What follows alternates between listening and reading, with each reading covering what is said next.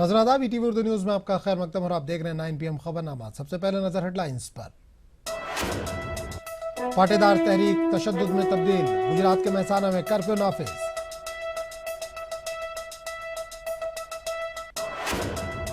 मगरबी बंगाल में दूसरे मरहले के तहत डाले गए वोट, बीरभूम और दीगर इलाकों में हुआ तशद्दुद।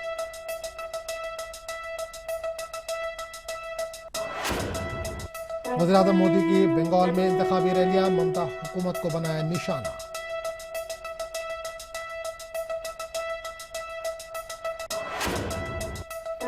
नीतीश कुमार ने खोला RSS के खिलाफ मोर्चा, तमाम सेकुलर पार्टियों से की एक प्लेटफॉर्म पर आने की अपील। कुपवाड़ा और हंदवाड़ा में 5वें रोज भी कर्फ्यू जैसी सूरत हाल, श्रीनगर में हटाई गई पाबंदियां, रेल खिदमत दोबारा शुरू।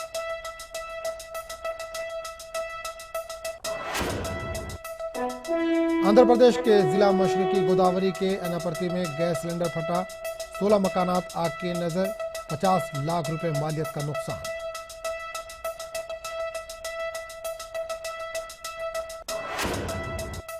लातीनी अमेरिका के मुल्क इक्वाडोर में आया जल्जला, 77 अफराद हलाक, 500 से ज्यादा जख्मी।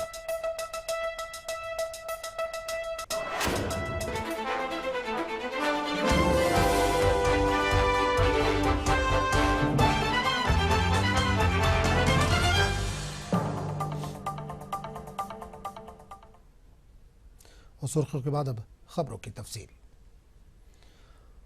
पटेल रिजर्वेशन तहरीक ने फिर एक बार जोर पकड़ लिया। गुजरात में पाटीदार रिजर्वेशन और हार्दिक पटेल की रिहाई को लेकर जेल भरो तहरीक तशद्दुद का रुख इख्तियार कर गई। एहतजाजियों ने वज़रा के दफातर का घेराव किया। तशद्दुद के पेश नज़र हुक्काम ने महसाना में कर्फ्यू लगा दिया है। पाटीदारों ने गुजरात बंद की कॉल दी है।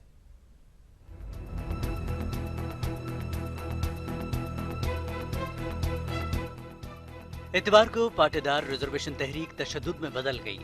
एहतजाजियों ने गुजरात के वज़ीर दाखिला के दफ्तर का घेराव किया और 3 बाइक्स को आग लगा दी। महसाना में जेल भरो प्रोग्राम के बाद हुई पत्थरबाजी से कुछ अफराद जख्मी हुए।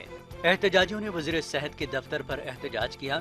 वज़ीर सेहत ने एहतजाजियों से तशद्दुद का रास्ता छोड़ने की अपील की है। पुरतशद्दुद एहतजाज के बाद महसाना में मोबाइल इंटरनेट खिदमात बंद की गई और कर्फ्यू लगा दिया गया है। सिक्योरिटी के सख्त इंतजामात किए गए हैं। पुलिस ने तशद्दुद को खत्म करने के लिए लाठीचार्ज किया और आंसू गैस के शेल दागे। वज़ीर के पाटीदारों ने अपने मुतालबात को लेकर जेल भरो आंदोलन गुजरात के महसाना जिले में रखा था। पूरे गुजरात से पटेल बिरादरी के लोग महसाना पहुँचे। जेल भरो आंदोलन प्रोग्राम में लालजी पटेल ने तमाम पाटीदारों को एक साथ मिलकर लड़ने की कसम खिलाई। पाटीदार रिजर्वेशन की तहरीक को हार्दिक पटेल ने शुरू किया था। हार्दिक पटेल इन दिनों जेल में है। उधर गुजरात के अपोजिशन लीडर शंकर सिंह वाघेला ने गुजरात हुकूमत को तनकीद का निशाना बनाया। गिरफ्तारियों की मजम्मत की। बीजेपी के रियासती सदर ने तशद्दुद पर अफसोस का इजहार किया है। Bureau report, ETV news. इस पूरे मामले पर बात करने के लिए हम सीधे रुख करेंगे महसाना का, जहां से हमारी नुमाइंदा अनीता इस वक्त हमारे साथ फोन लाइन पर जुड़ी है। उनसे बात करेंगे। जी अनीता, जानना चाहेंगे कि पाटीदार आंदोलन फिर पुरतशद्दुद हो गया है, फिर हिंसा हुई है, क्या ताज़ा जानकारी है आपके पास? जी अभी गुजरात में जो महसाना में जो जेलभरो आंदोलन की जो शुरुआत हुई थी, उसके बाद फिर जिस तरह से तंगदिली पूरे एरिया में देखी जा रही है। हाल तो कर्फ्यू लगा दिया गया है, पुलिस का बंदोबस्त अभी बढ़ा दिया गया है। अभी जो जिस तरह की परिस्थिति अभी यहाँ की देखी गई है, जिसमें पुलिस बंदोबस्त के साथ पैरामिलिट्री फोर्स भी तैनात की गई है और जिस तरह से गुजरात बंद का जो ऐलान किया गया है, जिसकी वजह से तरह परिस्थिति को कंट्रोल में लेने के लिए पुलिस ने पेट्रोलिंग भी बढ़ा दी गई है। जी अनीता, जानना चाहेंगे कि जो हिंसा हुई है उसमें क्या किसी जख्मी होने की खबर है या कोई और गड़बड़ की खबर आ रही है? जी अभी जो इंफॉर्मेशन मिली है, जिसमें जिस तरह की मुद्दे जो पाटीदार और पुलिस के बीच में जो हुई थी, जिसमें 10 से ज्यादा पाटीदार जो वो पूरे बनाव में घायल हुए थे और उसके साथ पुलिस कर्मचारी और SRP की जो जवान है वो भी इस मुठभेड़ में जख्मी हुए हैं। तो हाल तो सभी को अभी हॉस्पिटल में उनका इलाज चल रहा है और पूरी परिस्थिति में कंट्रोल लेने के लिए पुलिस ने कार्रवाई शुरू की है। जी, जानना चाहेंगे, ये आंदोलनकारी जो थे वो हार्दिक पटेल की रिहाई की मांग कर रहे हैं, उनका इस वजह से जेल भरो आंदोलन भी शुरू किया, तो क्या सरकार कुछ नर्म पड़ती दिखाई दे रही है हार्दिक पटेल की रिहाई को लेकर? और जी पूरे मामले में जो माहिती जो मिल रही थी उसमें पाटीदार और सरकार के बीच अभी मंडे को मीटिंग की बात हो रही थी, जी लेकिन जी जिस तरह के जेल भरो आंदोलन की आज शुरुआत हुई और जो शांति से जब ये शुरुआत हुई थी उसके बाद जिस तरह से माहौल बिगड़ा था और सरकार के साथ जब वो मंडे को मीटिंग करने की पूरी बात हो रही थी, समाधान का पूरा मुद्दा बाहर आ रहा था, लेकिन जिस तरह से अभी पूरा माहौल बिगड़ा है, जिस वजह से सरकार में पाटीदारों का रोष दिखाई दिया है। खास तो उन्होंने जो मंत्रियों की जो कार्यालय है उसमें भी तोड़फोड़ की है। उसके अलावा जो अलग सरकारी जो चीजें हैं उसमें भी तोड़फोड़ की है और पूरा माहौल अभी कंट्रोल बाहर है, जिसकी वजह से पुलिस का बंदोबस्त अभी बढ़ा दिया गया है। जी, अनिता, जानना चाहेंगे, कल गुजरात बंद की कॉल दी गई है, तो सरकार ने किस तरह की तैयारियां की हैं इस बंद को नाकाम बनाने के लिए? जी खास तो गुजरात बंद का जो ऐलान किया गया है उस वजह से अभी तो जो गुजरात की जो डीजीपी है पीवी पांडे ने उन्होंने पहले तो अभी अपील की है कि गुजरात बंद की वजह से जो गुजरात की परिस्थिति में कंट्रोल में लाने के लिए के शांति की अपील की है। उसके अलावा पूरे गुजरात में 20 जैसी पैरामिलिट्री फोर्स को भी तैनात किया गया है। अब और गुजरात की जो पुलिस कर्मचारी अधिकारी है सभी को स्टैंड टू किया गया है, जैसे कोई अनिश्चनीय घटना या कोई बनाव ना बने उसके लिए पूरी तरीके से फोर्स को गुजरात में तैनात कर दिया गया है। जी अनीता, इस तमाम जानकारी के लिए आपका बहुत बहुत शुक्रिया। तो नाज़रीन, ये थे गुजरात से हमारी नुमाइंदा अनीता, जो बता रही थी कि मेहसाना में कर्फ्यू लगा दिया गया है, हालात पुरतशद्दुद हैं। आज जेल भरो आंदोलन जो शुरू किया गया था उसकी वजह से काफ़ी गड़बड़ी हुई और वहाँ पर कर्फ्यू लगा दिया गया और कल गुजरात बंद की कॉल दी गई है। आगे बढ़ेंगे दूसरी खबर की तरफ। मगरबी बंगाल असेंबली चुनाव के दूसरे मरहले के लिए वोट डाले गए। दूसरे मरहले में 56 सीटों के लिए पोलिंग हुई। 1 करोड़ 20 लाख से ज्यादा वोटरों ने 383 उम्मीदवारों की किस्मत का फैसला ईवीएम में बंद कर दिया है। बाज़ इलाकों में बीजेपी, तृणमूल कांग्रेस, सीपीएम कारकुनों के दरमियान झड़प भी हुई। इस झड़प में 10 अफराद जख्मी हुए हैं। मगरबी बंगाल में दूसरे मरहले के तहत पोलिंग हुई। दूसरे मरहले के लिए 6 जिलों के 56 सीटों पर हुई पोलिंग। 3083 उम्मीदवारों की किस्मत ईवीएम में बंद। 1 करोड़ 20 लाख राय दहिंदों के लिए 13,600 पोलिंग मराकज, 2,900 पोलिंग मराकज हसास, सिक्योरिटी के सख्त इंतजामात के दरमियान बड़ी तादाद में लोगों ने घरों से निकलकर रायदही में हिस्सा लिया। पोलिंग के दौरान बीरभूम के अलम बाजार में बीजेपी और तृणमूल कांग्रेस कारकुनों के दरमियान झड़प हुई। इस झड़प में 10 अफराद जख्मी हुए। पुलिस ने इस सिलसिले में दोनों जानिब के 3-3 अफराद को हिरासत में लिया। वहीं टीएमसी के खिलाफ बीजेपी ने इलेक्शन कमीशन में शिकायत की है। उधर मालदा में भी एक बूथ के बाहर सीपीएम और टीएमसी वर्करों में झड़प हुई, जिसमें 2 अफराद जख्मी हो गए। Incidents of disruption of poll process were reported, mainly because of the EVM's errors or non-functioning, which I have already told you were replaced immediately. And wherever there was a case of clash or violence, immediately the QRT acted. I would like to inform you that in the beginning hours itself, it was informed that one incident has taken place in the polling station number 78 of Bolpur constituencies, where a clash erupted between the supporter of 2 political parties, in which 3 people were injured, who were immediately taken to the hospital, and police team reached immediately there, and 3 people who were the miscreants, they were arrested immediately, and action had been taken. This is one major incident which has taken place of clash. वाज़ेह है कि मगरबी बंगाल में 294 assembly सीटों के लिए 6 मरहलों में polling होनी है। पहला मरहला 4 और 11 अप्रैल को मुकम्मल हुआ, जबकि दूसरे मरहले के तहत इतवार को पोलिंग हुई। मजीद 4 मरहलों में 21, 25 और 30 अप्रैल और 5 मई को पोलिंग होगी और वोटों की गिनती 19 मई को होगी। Bureau report, ETV news. मगरबी बंगाल में वज़ीर-ए-आज़म ने इंतखाबी रैलियों से खिताब किया। पहली रैली नदिया जिले में, जबकि दूसरी रैली कोलकाता के शहीद मीनार में की। वज़ीर आज़म ने इस मौके पर बंगाल हुकूमत को निशाना बनाया। इन्होंने कहा कि मगरबी बंगाल के वज़ीर आला ने इंतखाबात में शिकस्त कबूल कर ली है। ममता जी और उनके दल ने पराजय स्वीकार कर लिया है और इसलिए अब वो राजनीतिक दलों से लड़ाई नहीं लड़ रही है, वे अब इलेक्शन कमीशन से लड़ाई लड़ रही है। अरे दीदी, ये इलेक्शन कमीशन एक स्वतंत्र संस्था है। पूरे विश्व में भारत के इलेक्शन कमीशन की एक प्रतिष्ठा है। खबरों का सिलसिला जारी रहेगा, लेकिन एक छोटे से वक्त की बात है।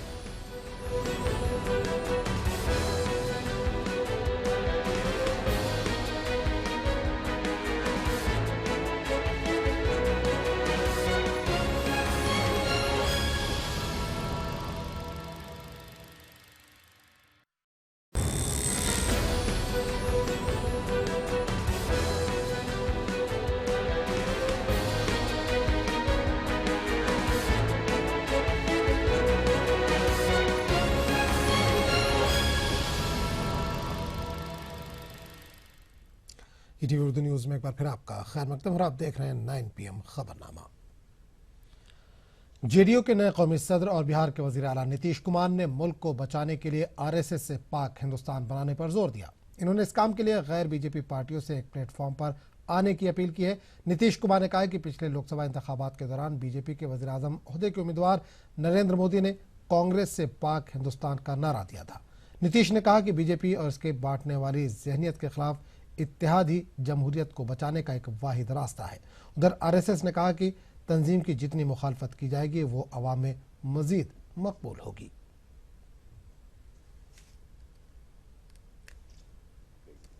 आज वही दौर आ गया है कि आपको गैर संघवाद करना पड़ेगा और उसी के लिए सबको एकजुट होना पड़ेगा और इसलिए मैक्सिमम पॉसिबल यूनिटी।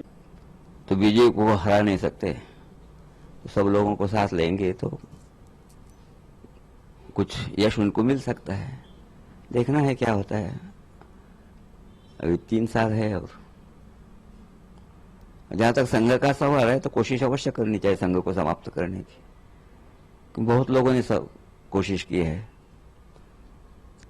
और जब संघ का जब विरोध बढ़ता है तो संघ बढ़ता है। ऐसा संघ का इतिहास है। जम्मू कश्मीर के जिला कुपवाड़ा को छोड़कर वादी कश्मीर के दीगर हिस्सों में 4 रोज के बाद हालात मामूल पर लौटे। कुपवाड़ा हलाकतों के खिलाफ वादी में 4 रोज तक मुसलसल बंद रहा।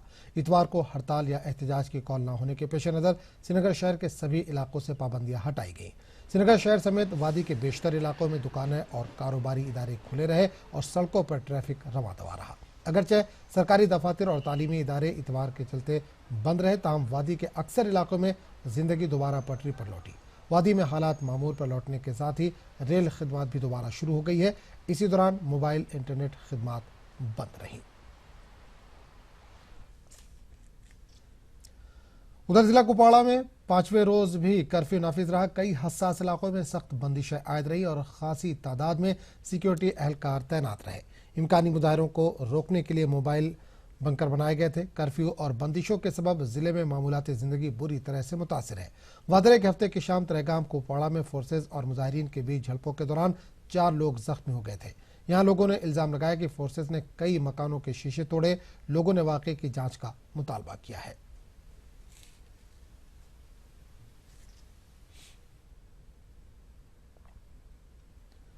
दिल्ली के जंतर मंतर पर कश्मीरी माइग्रेंट पंडितों समेत कई लोगों ने एक अलग तरह के खराज अकीदत प्रोग्राम का इनेकाद किया, जिसमें लोग शहीदों के खून से आलूद मिट्टी को लेकर आए थे और इसको साथ में लेकर मार्च किया।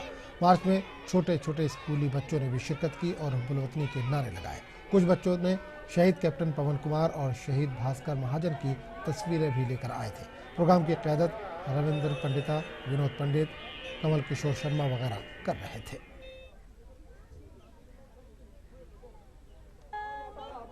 आटा आपको गोली भी खानी पड़ती है।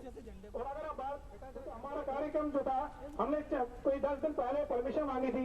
हमारे छोटे छोटे बच्चे आप देख रहे हैं, इनके साथ ले जाके, ताकि इनको हम अपने देश के शहीद, देश की प्रोटेक्शन के लिए कितने जवानों ने यहाँ पर। खबरों का सिलसिला जारी रहेगा, लेकिन एक छोटे से वक्त के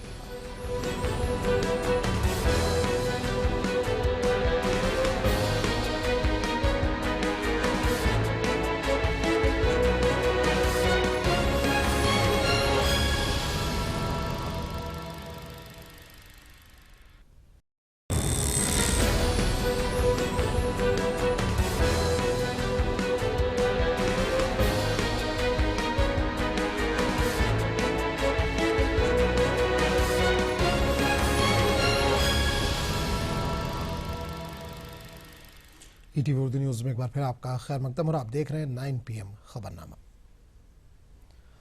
मरकजी वजीर ज़राअत राधा मोहन सिंह ने सोनीपत का दौरा किया। इस मौके पर इन्होंने अटेना देहात में मुनक़िदा किसान सभा में शिरकत की। किसान सभा ग्राम उदय से भारत उदय योजना की जानिब से मुनक़िद की गई थी। इस मौके पर बीजेपी रुकन पार्लियामेंट रमेश कौशिक व दीगर भी मौजूद थे। मरकजी वजीर ने अपने खिताब के दौरान किसानों के लिए हुकूमत की जानिब से बनाए गए प्रोग्रामों और मनसूबों की तफसीलात पेश की। मरकजी वजीर के दौरे के पेश नज़र इलाके में सिक्योरिटी का वसी तर बंदोबस्त किया गया था। देश का मान और सम्मान बढ़ाया है।